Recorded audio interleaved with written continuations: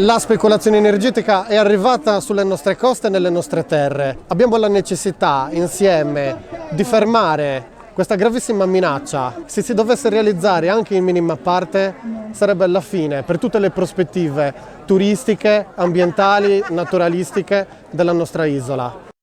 Noi chiediamo che venga al più presto messa all'ordine del giorno la nostra richiesta di moratoria, la nostra proposta di legge, che noi veniamo anche consultati, quindi attendiamo un incontro con la TOD e attendiamo che il Consiglio regionale si pronunci molto rapidamente.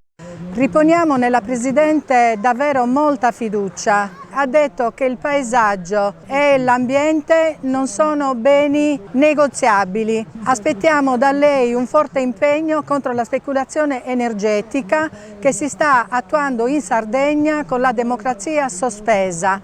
La Gallura, come tutta la Sardegna, come tutti i territori della Sardegna, si oppongono con forza e dignità a questo enorme moto di speculazione sulla terra sarda, che rischia di sconvolgere in maniera devastante e in alcuni casi irreversibile quello che è l'enorme patrimonio che ci è stato lasciato da chi su questa terra ha camminato prima di noi.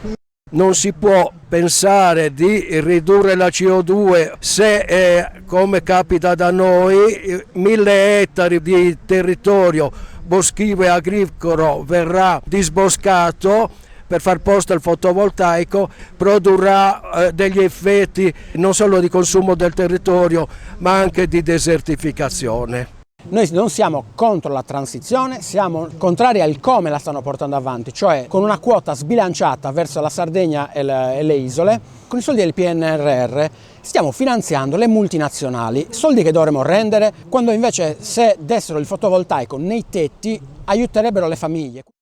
La scelta delle aree idonee deve essere concertata con le popolazioni locali, con le comunità locali e con i comitati, perché non vorremmo che attraverso la scelta degli aree idonee rientri dalla finestra quello che con la moratoria vogliamo tutti buttare fuori dalla porta.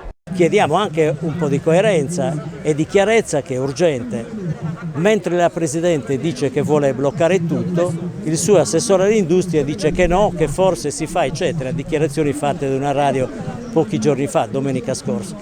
L'agro di Salargius verrà interessato non soltanto dalla presenza delle due stazioni, una di accumulo e l'altra di smistamento, che riguardano il Tyrrhenian Link, ma verrà interessato anche da altri progetti, da altre stazioni, di altre società private, di batterie di accumulo. Sarà una devastazione totale. Questo non doveva accadere, però siamo ancora in tempo, Presidente Todde, che questo venga fermato.